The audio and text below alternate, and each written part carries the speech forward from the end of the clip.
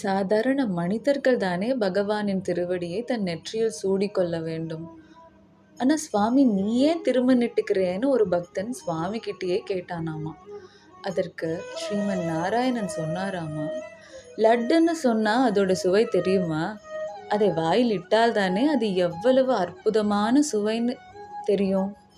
அதே போலதான் என் பக்தர்கள் திருமண் இட்டுக்கும் போது கிடைக்கிற அந்த சுகமான அனுபவத்தை நானும் அனுபவிக்கணும் தான் நான் இட்டுக்கிறேன் ஆராமா.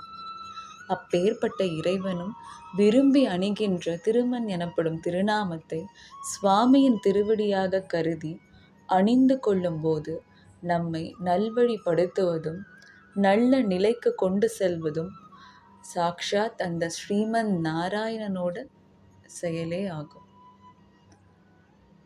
சர்வம் கிருஷ்ணார்ப்பணம்.